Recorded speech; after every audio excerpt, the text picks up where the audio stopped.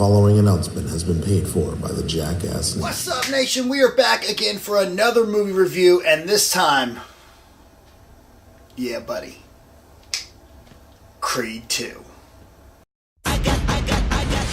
This guy is dangerous. I ain't got a choice. I got royalty inside my DNA. I got war and peace, got war and peace inside my DNA. I know people play, I meditate, then off your plate.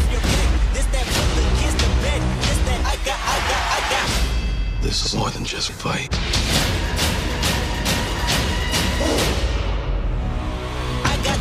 Creed 2 in cinemas November 30.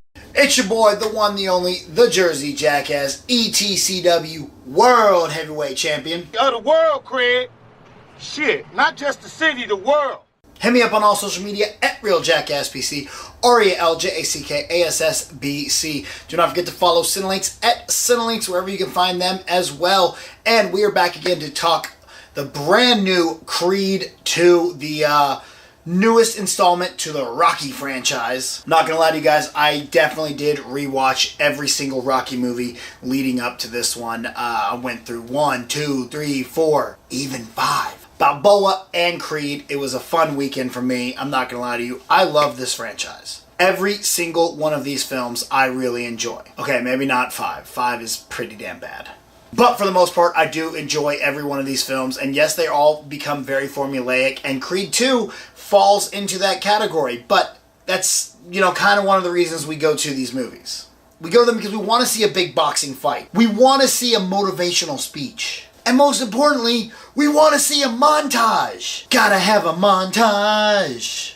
So why would you go to this not expecting to see that? It's something I was really looking forward to. I couldn't wait to see what they do with all of them. And they still find a way, just like in the first Creed, to make them seem fresh and new, yet still feel like a Rocky film. So in Creed 2, Creed is now moving on up the chain. He's becoming a champion. He's living his life. And out comes someone from his past. Well, not necessarily his past, more of Rocky's past.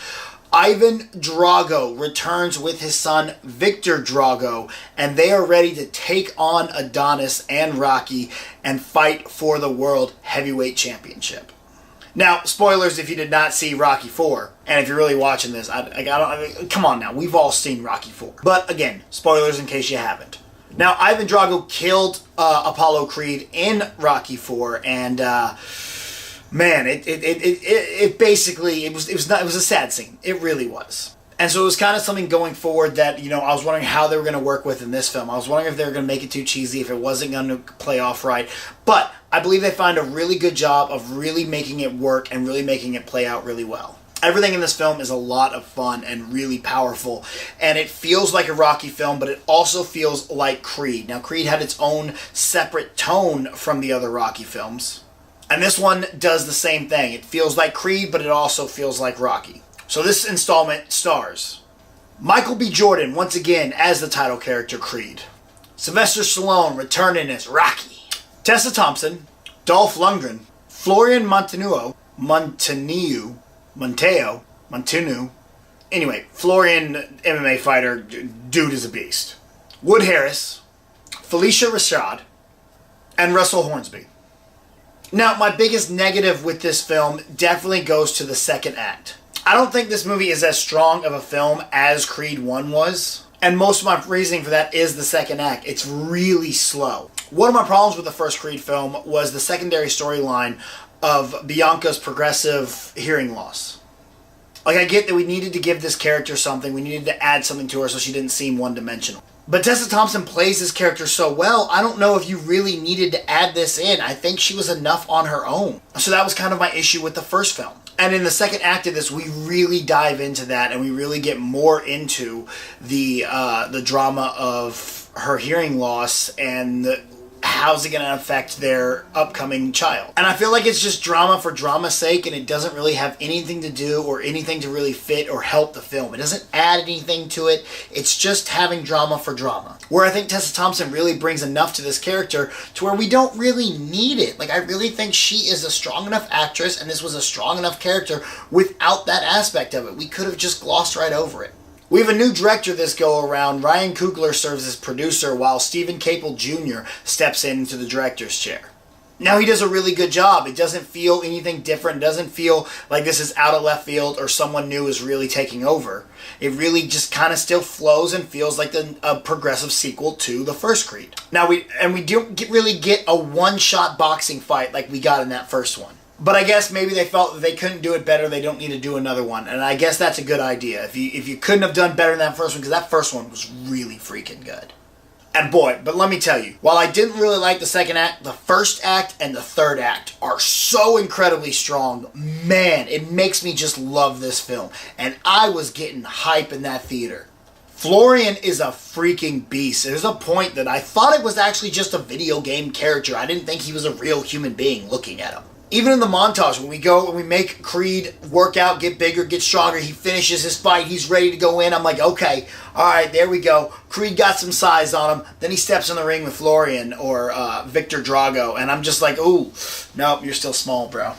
Yeah, still small. Speaking of the Dragos, these are not one-dimensional villains. This is a story that I felt we could have focused more on throughout the film as we really dove into what happened to Drago after they lost their fight. What has his life been like? How has his son been raised? Where has his mother been? It was really interesting and I really liked how they did it. So much so that when this movie was over, we could go many different ways. This could be it for the Creed franchise. You could end it here and it would be just fine. It would be a great ending to the franchise. Or we could continue to follow Adonis on where he goes next.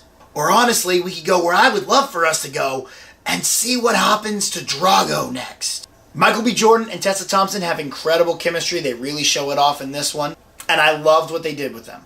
Michael B. Jordan and Tessa Thompson had incredible chemistry. I really enjoyed everything that happened with these characters. And I really liked their relationship. Minus, some of the drama just for drama's sake. Their relationship alone, I enjoyed their scenes together. It may have been in a little slower part of the film, but they still worked, and I still enjoyed seeing these two and having them play off of each other. Sylvester Stallone knocks it out of the park again. He is Rocky. He always will be Rocky. We will always love him and always feel like, Rocky is, he's Rocky, man. We gotta love the guy. That said, y'all know how angry I got when Mark Rylance won the Best Supporting Actor over Sylvester Stallone for Creed. I don't think Rocky will get it this time. I don't think Sylvester Stallone did as well with this role as he did in the first Creed. That's not really his fault. Rocky doesn't have as much to do. This is much more of Adonis' story than it is Rocky's story. So anyway, guys, those are my thoughts on the film. I really enjoyed it. I hope you guys get a chance to go out and see it. You're going to get hyped. You're going to want to go to the gym. I'm going to finish this. I'm going to put it in the editing dock right here, and then I'm going straight to the gym because I need to work on some stuff, bro. But before I head out to the gym, let's get into the score. I'm giving Creed 2 a 3.8. But y'all know we got to throw a Jeebus bonus in there, too. A full 0.5 bonus. Because Drago! That's a final score of 4.3. But what say you guys? Are you guys excited for Creed 2? Did you like the first Creed? Was it where you wanted the Rocky saga to go? Other than the Creed movies, what are your favorite Rocky films? Don't forget to comment down below. Hit that subscribe button. Hit that little bell so you get all the notifications for all of our videos right here on this amazing channel. And don't forget to follow me on all social media at RealJackassBC. RealJackassBC. Until next time, it is what it is. Preceding announcement has been paid for by the Jackass Nation.